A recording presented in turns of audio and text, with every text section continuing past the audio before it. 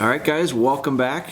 We're in the kitchen, literally doing more podcasts. I think a lot of people say we're back in the studio, but our studio is my kitchen. So, quick one we're gonna do. Ben is up here. I think we talked about it last time. Ben's back in school, he's finishing up his final semester. So, our recording days, our options for recording days have changed. We just have a couple days a week to do it while he's in. So we are making a point, and I, Caden, Dan, all the guys that are in the warehouse right now, we just actually sat down yesterday. Well, it wasn't yesterday, but it was the day before, and we went through a focused agenda regarding routine. And the reason we did it was because things have changed. Our schedules have changed. With Ben going back to school, that throws a wrench in things. With the last week, what has it been, a little over a week now, we've been super cold. They call it the polar vortex, I guess, but it's just damn cold. And we have not been able to physically do some of the things that we want to do. I'm not going out in below zero air temps with teen degrees below zero wind chills and 20 and 30 below real feels at times. I'm not going to do it. It's not safe. I hate it. So I don't mind the cold, and this is going off on a different direction, but I think to a point our dogs don't mind it, but it has been so cold. They're built for some pretty extreme rigid conditions.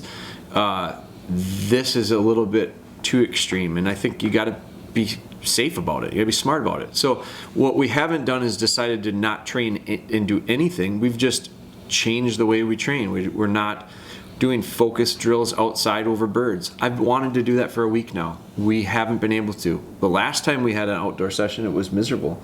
It just didn't go very well. I've wanted really bad to get back at bat, have another at bat, and kind of clean that slate. But the weather hasn't allowed us to do it, so we just haven't done it. There's some safety issues involved there. I got dogs that their feet are getting cold after 10 minutes of being out there. Callie was lifting one paw up to try to keep it warm, I imagine, but we've changed. We've made an adjustment. Life throws things at us that we have to adjust to. It's not a matter of throwing your hands up and saying, oh, this sucks, I can't do it, I quit. It's a matter of saying, this is not planned, wasn't something I had expected. How do we make an adjustment? How do we overcome it? How do you and a lot of times if you think about it and act on it, you can actually get some pretty positive things out of unexpected situations, and it makes you better. It keeps you more agile, it keeps you more nimble, allows you to have a little bit better, quicker thinking. Problem solving is something that I think can develop. I think you can get in such a routine and such a pattern that as soon as something changes, you panic or you freeze. And I think that is really crippling. It's a terrible thing to have to fight with. So one of the things that we're doing is, again, total random tangents and thoughts that we're getting into it here, but we talked about it a couple days ago of, because things have been shaken up a little bit as far as our routines and schedules that we've grown so comfortable in, so we've gotten so set in, we've memorized how and when we do things. Now it's shaken up a bit, and consequently I felt like I had this feeling come over me of, well, now we're not very productive. Now we're lacking in getting stuff done, and that there's nothing that bugs me more than not getting stuff done.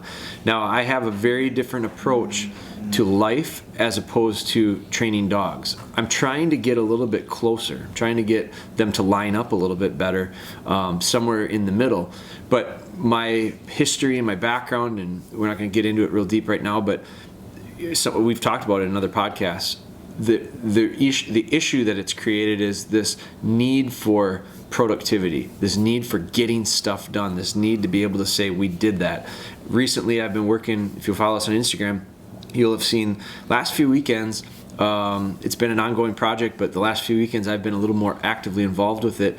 We're doing an addition on our cabin, and we put some flooring in last week, and so I have never done that before. My buddy puts flooring in professionally, so he went up and he helped me, and so we did tile, and we put this porcelain tile down, and there was this sense of satisfaction at the end of the day to look at it and go, we did that. We got something done. Like I physically could see it. Some days with work, my job with DogBone and Hodag and More Outdoors in general, there are days where I can look back on it and feel just exhausted and feel like I just did so many things and was spinning in so many different directions. And I look back on it and I go, I didn't get anything accomplished because there's nothing tangible there. There's nothing that I can see and go, that's what we did today.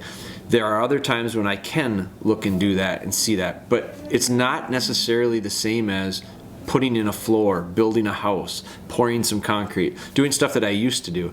There's a sense of satisfaction in seeing that. I struggle with that. And so I struggle with the idea of feeling unproductive.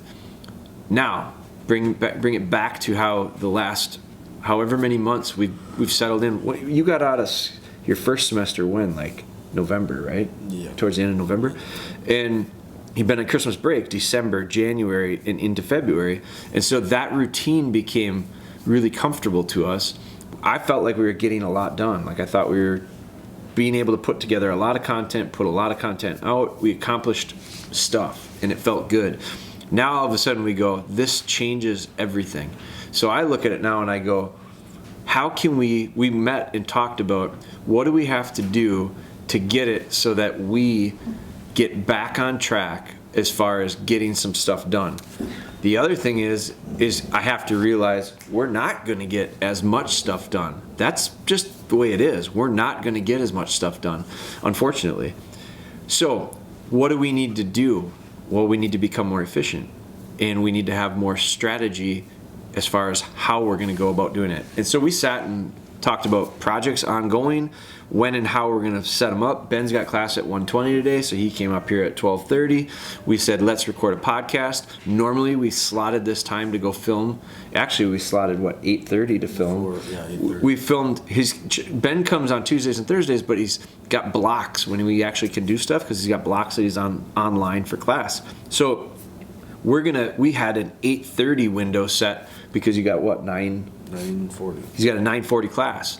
So we said, and my kids get out the door, and by the time that all happens, that's 8 o'clock. So by 8:30, I better have my shit together and ready to go out and film with Callie. Well, that's going to set me, and that's Tuesdays and Thursdays. Now, when he's not here, Caden is going to film some stuff. So Caden and I are going to work out. So now all of a sudden we're looking at how can we create some more structure and routine to make sure that we get our stuff done. We are not doing it yet, but we're going to start. And now that we start, we're just changing what we're used to and what we got comfortable with. I think that the reason I bring this up is because there's a lot of times that folks struggle with their training and send me messages, and a lot of the times my answer is like a broken record in return is you memorized stuff. Your dog has memorized the script. It's memorized the routine. It's memorized the things that it needs to do and the spots that it needs to do it because you do it so often. I preach about consistency. I think consistency is very important. I think routine and habit forming is very important. It's essentially what training is.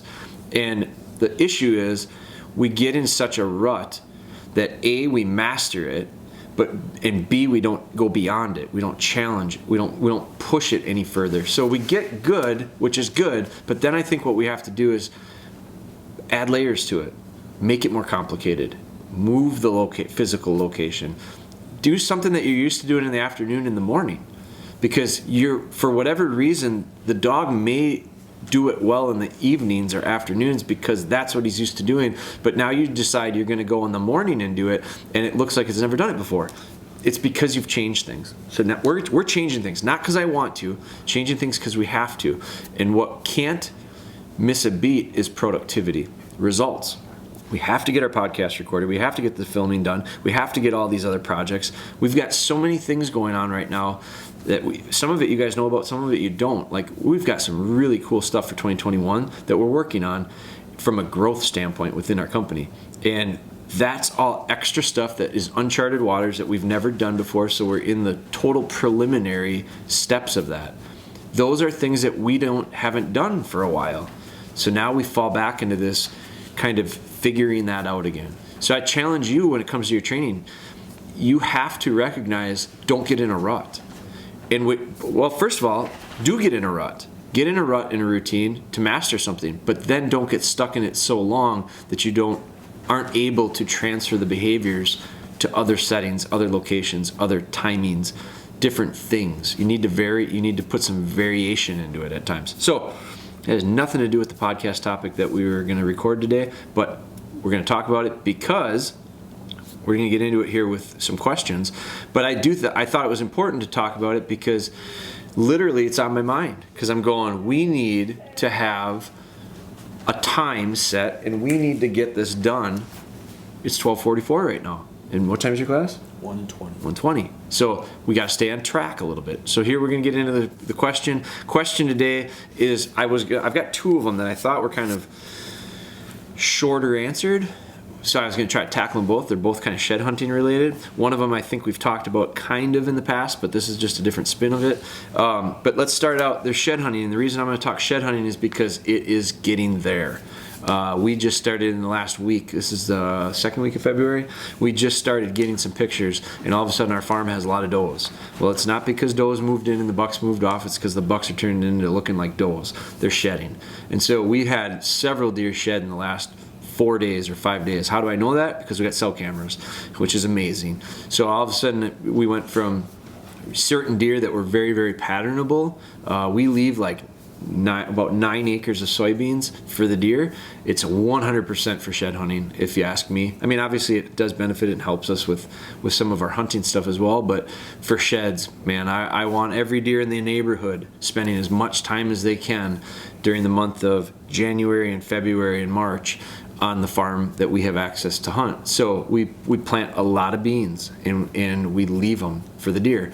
So and we have corn this year too. We actually bought corn from the farmer, just paid him to not harvest it, and we left that as well. So I do think that's a key. I think that's one way to make sure you find sheds. People always talk about, well, how do you find so many sheds? Well, there have to be sheds there to be found, first off. And the only reason there's going to be sheds there is if there's a food source late in the season. When I talk late in the season, we're talking like right now. If you've got great food sources, but they're gone by December, you're going to have a hard time finding an antler. And so I think that's just real basic elementary stuff when it comes to shed hunting. Food is king when it comes to it. I mean, oftentimes food is king when it comes to deer in general, but when it comes to antlers, for sure, sheds anyway. So we're going to talk about shed hunting because we're right on the brink of it. We are scheduling a few shed hunts for this spring, which I'm excited about. Last year, I literally did not shed hunt outside of my own property, and I don't own that much land.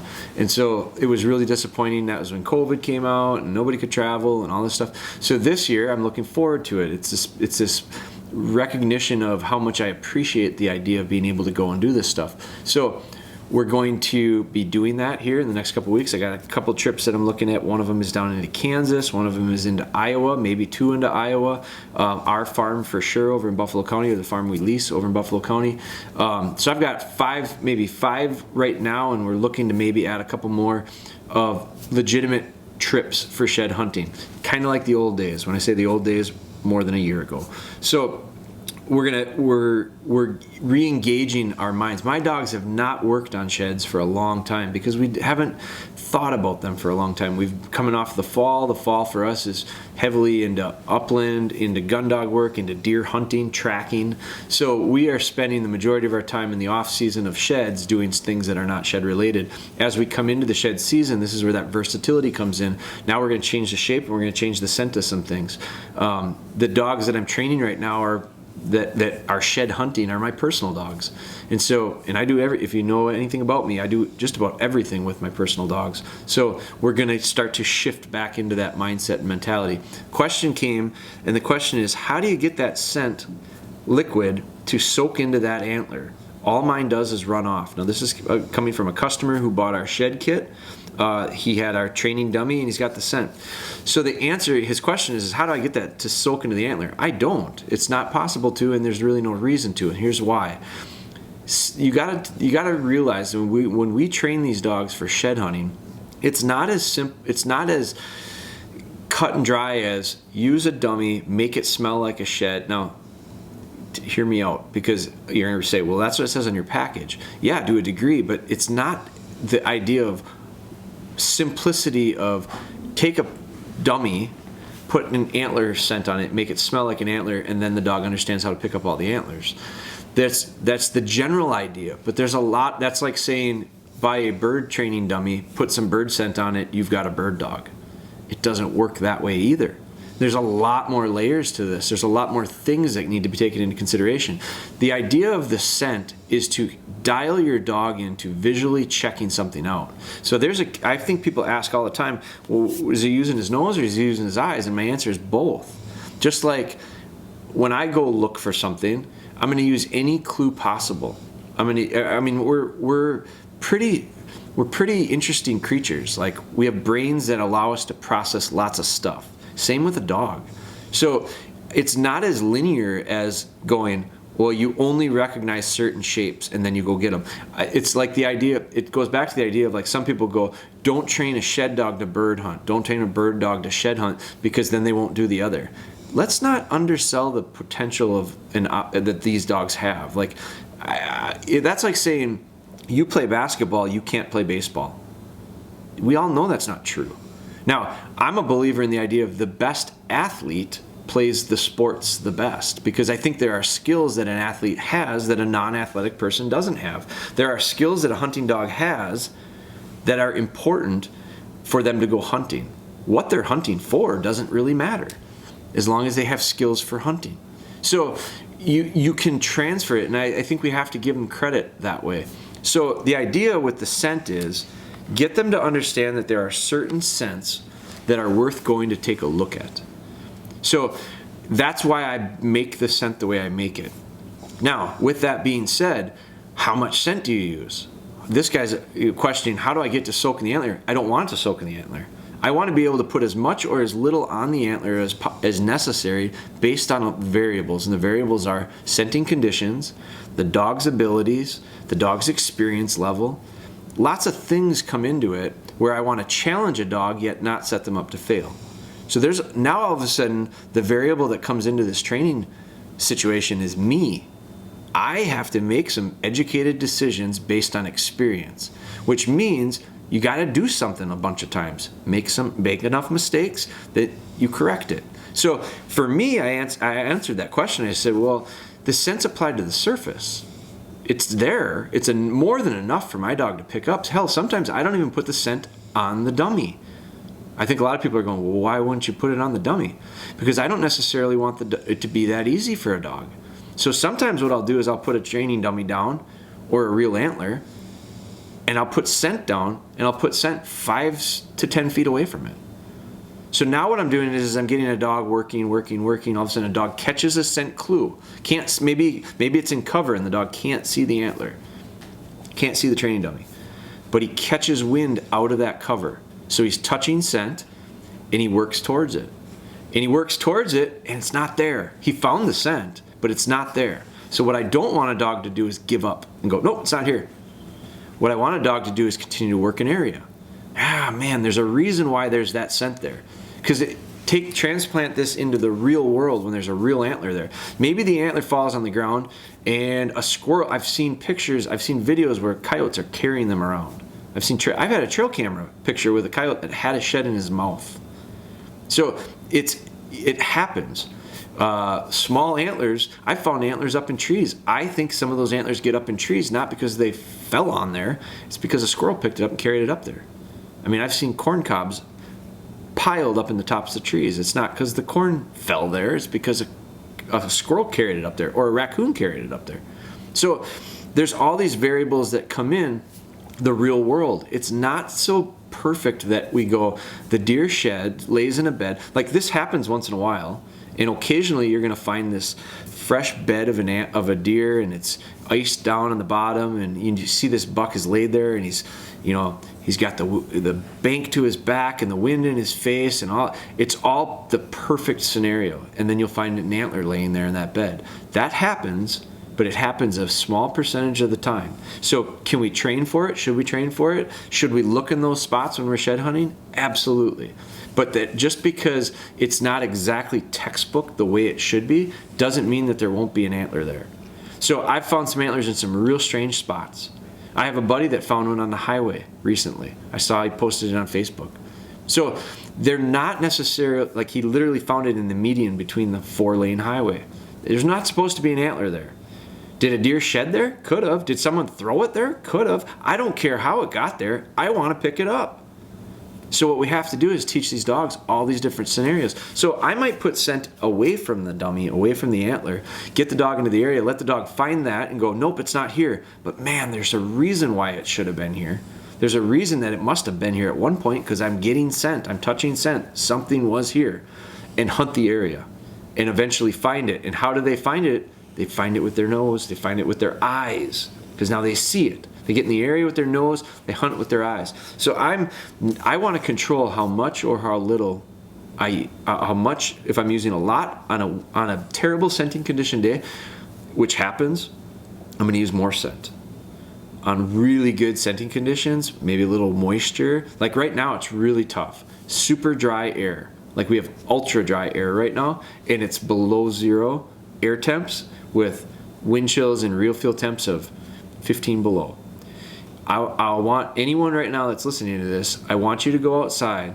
I want you to stick your nose down into the powdery light, because this snow that we have is real light and dusty and granular because of the conditions, because of the low moisture. It's not a real heavy, wet, damp snow. I thought this snow was gonna be real heavy, damp, and wet. It was for about a day, and now it's real light and fluffy because the moisture's been pulled out of it.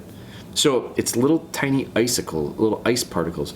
But go out there, stick your nose in it, and suck in really hard. Breathe in through your nose. See if you can do that. Now, tell me how that felt, because you're asking your dog to do it. It's hard. It's hard to do. It hurts. And so, because your nose is full of little sensory glands, and when you freeze them, it hurts. So what happens? Your nose starts to run. Your body responds to try to fight and combat what's going on. So it's trying to moisturize. Like, this is the worst time. My hands the last few days have been like sandpaper. Like, I don't use lotion. I put lotion on the last couple days because my hands are literally, I feel like I can sand a board down using them. Like, that's my two hands rubbing together right now after putting lotion on them for 2 days. Why is it? Because of conditions. It's super dry. It makes it really hard. I rabbit hunted a few weeks ago with the guy that had beagles, and I thought, man, this is gonna be perfect. There's a fresh snow. You cut fresh tracks. These dogs should scent really well. No. I saw the rabbits out in front of them, and they could hardly stay on them because the conditions were really tough between the wind, the dry air, and the super cold temps that we were having. They struggled. And that's what I know of. Now, I don't know what the barometric pressure was doing. I don't know if that scent was being lifted or held to the ground. I don't know any of those factors. Those are all factors that play into this. So when it comes to this scent, I don't just coat the antler. I don't want it on the antler. I want it to go on and off. I want it to be able to be as much or as little. I talked to him, I messaged to him about the idea of we're really just encouraging them to hunt an area based on their natural game finding. That's what the training scent is designed for. The training scent is also there to get them to recognize certain scents in the wild are worth checking out. This is one that stands out to me.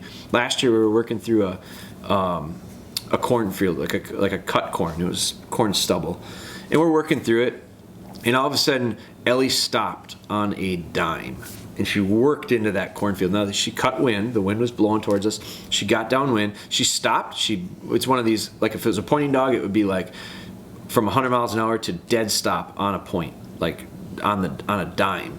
Well, she almost broke her neck, snapping her neck back into the cornfield, and she worked into it, zigzagging into the wind, into the wind, into the wind. And I was just waiting for her to pick an antler up because I knew she had smelled one.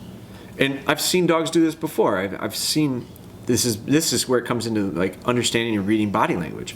So I see the dog do it. She works up into that cornfield, and all of a sudden I can hear it. She's just sucking it in. I'm looking for that antler so hard. Where is she going to find it? And corn stubble is the hardest to hunt, in my opinion, because everything looks like an antler. So she's working, and all of a sudden she's smelling, shakes off a little bit, and walks off, trots off, keeps hunting. And I'm like, what did she smell that she came to so hard? Well, I'm sure, because you could kind of see it in the snow. There was a little bit of snow yet. It was a pea post where a coyote marked it. So there was pea like literally next to it. Now, she caught the scent of that urine, and she hunted back to that urine. Now, I've seen this before. Snow on the ground, shed antler on top of the snow, piss marks on it, like in the snow. Coyotes mark them. And so take your shed antlers that you find fresh this year, put them in a Tupperware tote, and put them in your pickup truck on a sunny day on the dash for an hour, and then open the lid and tell me what it smells like. It's gonna stink. Not just urine, but I guarantee you somewhere in there is some. There's other things in there that stink. And the reason you can smell it like that is because it's concentrated, it's condensed. It's all right there. It's been heated up. It's become real active germ-wise or bacteria-wise, and it's concentrated, and when you open it up, you can smell it because you're capable of it. But as soon as it dissipates, you're not going to smell it anymore. Like you put that tote of antlers outside for 5 minutes, stick your head in there, you're not going to smell it anymore because of the different levels of concentration. That's what training scent is doing. It's very highly concentrated. Use as much or as little as necessary. A couple tiny drops goes a long, long way. Especially because we've changed actually our scent in the last few years. We've intensified it. It's stronger. So you should use less, and if you really want, cut it with water. Like, what kind of salesman am I? Telling you to take our product and dilute it so it'll go further for you. It's because I'm not concerned about you buying 1 or 2 or 3 bottles. I'm concerned with you having success. Because if you have success, you'll get more. I'm sure of that. But that scent doesn't have to be set up so that a dog can smell it from 1,000 yards away, because they're not going to smell an antler from 1,000 yards away. It's all driven based on these elements and these variables that we're talking about. So replicate that in your training. So the other thing I told them was, if you want something to absorb that scent, liquid that is, put it on a tennis ball. Tennis balls are the best little training tools I've found because dogs love them. They're really a positive thing. But they're also arguably some of the best for laying scent trails. Like, skip it down the road, roll it down the road, take a tennis racket out and whack it across a shortcut field and let it bounce around sporadically. It's just like laying a trail. A tough trail for a dog to follow. You don't want to make it that tough because you got a young dog that's inexperienced, maybe a puppy. So take it and roll it into the grass. Roll it into some short grass that's just shorter than the tennis ball. Green tennis ball and green grass is hard to see. I buy these orange tennis balls and pink tennis balls. Whenever I can find them, I buy them.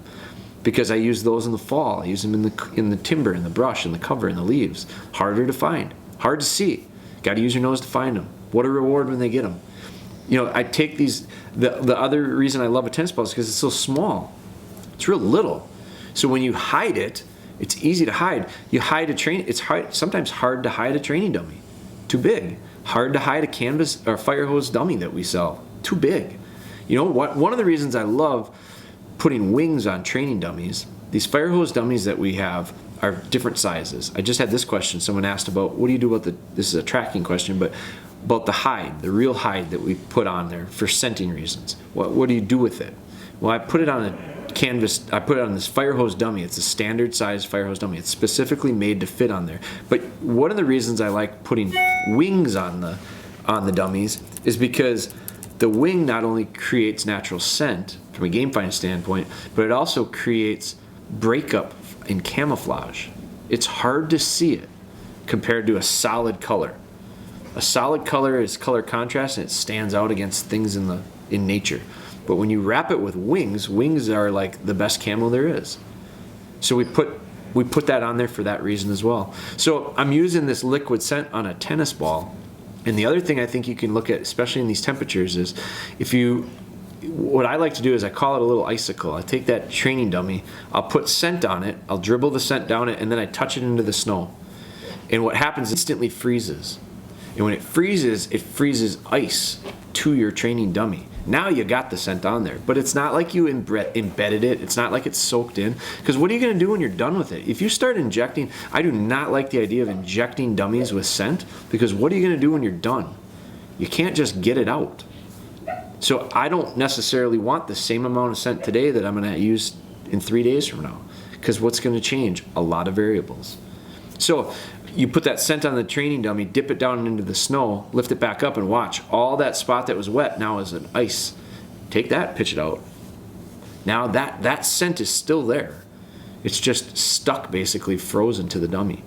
So that's how we discuss this idea of the scent running off. Now, do we got time to hit this quick? This second question. Okay, this podcast might go a little bit longer, but it's got the same theme, and I want to knock it out. So, another question. I've been working with my dog for about 2 months with your system. We're up to regular sheds. I hide them in a pasture.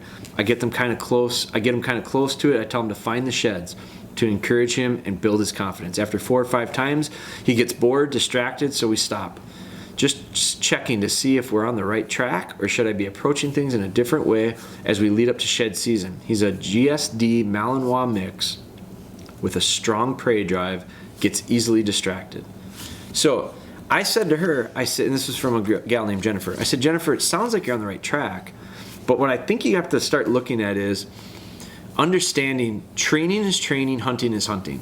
They are not going to be the same. You can't replicate them. So this goes back to that routine thing that we were talking about, and I've talked about this in another podcast, discussing how we set up for training, for actual shed hunting and actual hunting in general. But what I see here is the routine that we talked about earlier in the podcast is what's really kind of happening. You guys have like a memorized thing. You put 4 or 5 of them out in a pasture, you work through the pasture, they find them, and then they get distracted. Because that's the end of the thing. Like, the routine's over. I don't need to be with you anymore. I did my job. You probably got real excited the first few times that you guys did this, which is really like this addictive thing to say, let's go do it again. It was really good. Let's go do it again. It was really good. That makes us feel good. We as trainers do things that make us feel good. That's part of that's part of the reason we get stuck in these routines. Because we do the same shit over and over and over again because it makes me feel good. Because I feel like I've done something and trained this dog, when really all we did was set him up to memorize stuff. Now, it sounds like that could be happening here. So what do? I mix it up. What do? Instead of putting 4 or 5 antlers out in the same pasture every time, I might go through the pasture and there's nothing there. She worked through the pasture, no finds. Ooh, this is interesting, Mom. I'm used to finding 4 or 5. Where did they go? So now maybe there's a new area that we go into and, oh my God, I found one. And your excitement goes back up to the idea of man, that's actually, the dog is starting to understand it and not just getting the game that I set him up for.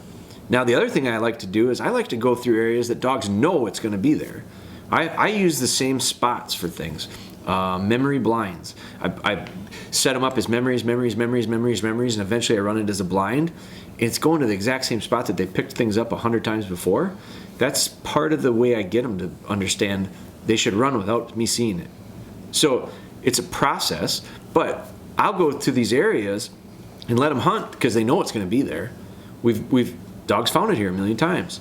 They hunt through it and it's not there, and they look at me and they go, it's not here. And I keep telling them, no, keep looking. Lost, find it, whatever your command is. No, it's not here, Dad. It's not here. So I move off, and while I move off, I put something in there. I drop something unseen. They don't know it's there. Circle around, bring them right back in there, and they're gonna go, Dad, I was just here. It's not. Whoa, it's here. You do know what's right. You do know when you tell me it's here, it is here. But that doesn't necessarily mean that the first time through I memorized that it's going to be there and everything's going as planned. Everything's going the same as it did yesterday and 1,000 times before when we did this. Mix it up on them. So I think you have to find and create new scenarios, new environments, new distractions, replicate the desired behavior, but ensure that it's not the location that's making it happen. It's not the setup that's making it happen. It's the behavior that's stronger. So I think you have to look at doing that. I also think that there is no way to replicate 100% the hunt. No different than when we go hunting. We do as best we can to prepare them, but then going hunting is how we get dogs to the point where we have them be proficient. So especially shed hunting. Think about the difference between shed hunting and bird hunting. It's easy to replicate bird hunting stuff very closely because we can go to a game farm. Like if you want to, I'm training one right now to be a pheasant dog. Callie's going to be a upland flushing dog. So it'll be easier for me to get her what I would say confident and proficient as a pheasant flushing dog than I would a shed hunting dog, because once I get her to the point where she's got all these parts and pieces. Their toolbox is full of stuff that we can go do some flushing and shooting and retrieving. I have a pen right now with 20 pheasants in, right here. Like I could put them out, we could go flush them, we could shoot them, and it's very close. It's very, very close to the wild thing. Now it's not a wild bird, but it's pretty close. It's really a nice stepping stone to a wild bird, where I could do 100 in a day. The dog could flush lots of birds really easily, pretty naturally. I mean, take it another step further and go hunt on a game farm that the birds weren't stocked. You're just hunting scratch birds. Those can be pretty wild, especially if they've been there a while. So now you're in an area that's target rich. You know there's a bunch there, and they're basically untouched human-wise. So you're as close as you're going to get to the real thing. You can make those arrangements pretty easily. It's very difficult. I don't know many people that find 100 sheds a year anymore. I used to. It used to be my goal, hit 100. I haven't done that in 4 years, 5 years, because I haven't gone enough. I haven't gone enough places. It's harder to do it because a lot more people are doing it. So a lot of places that I used to go, I don't even get to go to anymore. Or I get to go to them, but someone has been there before me. So the number of antler opportunities that you get are indicative of how your dog develops to truly be kind of finished out and understand what the real thing is. It takes a lot of experience to get proficient, a couple seasons usually. And so if you only find 3 or 4 sheds a year, a couple seasons, the dog hasn't even had a chance to pick up 10 in its life maybe. So I think, does that mean you shouldn't shed hunt with them? No, not at all. It means you should shed hunt more if possible. But I think you also have to understand realistic expectations and be okay with realistic expectations. Don't get sucked into the I saw this on YouTube. Don't get sucked into the I saw this on his Facebook or his Instagram. I just listened to this thing the other day and it said, it was a guy talking about young business people, and he said, but other 21-year-olds are saying this. And the guy stopped him and said, anybody who starts a sentence with, but they're doing this, it's a bullshit sentence. Stop right now, it will do you no good. So if you ever catch yourself going, but I saw this dog doing it at this age on Instagram, just bite your tongue and recognize that is a sentence that will get you nothing positive. When you're thinking about that and worrying about that, you're doing nothing for yourself and nothing for your dog. Forget about that. We've talked about that for a long time, about not making comparisons. We can talk about it all we want. It doesn't work until we execute on it. I'm guilty of it. I question myself at times. I question the progress we're doing. And then I kick myself in the ass and go, you just told people to stop worrying about that. You stop worrying about it. And as soon as I stop worrying about it, I feel a hell of a lot better about everything we're doing. And consequently, and I don't know, maybe it's coincidentally, I don't think it is, things go better then. Progress happens quicker. It's not an accident. Our energy needs to be spent on things that make a difference, not energy wasted on things that mean nothing. And if Tim from down the road got his 4-month-old doing it, good for Tim. Instead of me being upset about it, jealous about it, comparing to it, I'm going to say, good for you, Tim. You know how nice that is to just not feel any type of resentment or anger or disappointment or frustration. Name the emotion, because everyone's going to have a little bit different one. But instead, it's celebratory. Good for you, Tim. And Bosco. Nice work, Bosco. If it's true, which it probably isn't, but if it is true, good for them. Mean it. You can't just say it, you got to mean it. I think a lot of times we congratulate people and we really don't care. We don't really feel that congratulations. That loses, it doesn't help us. Got to be honest with yourself. So I think the idea is realistic expectations as we go into this spring. I've got a couple dogs that haven't picked up antlers. They're my dogs. And for whatever reasons, lack of opportunities, we haven't actually picked any up with them for a season or two. Last year we only found 2, I think. And one of them was old. So I mean, when I say old, like, I mean, I had plowed it up a couple times. I hit it with a disc a couple times. It was, set aside grass.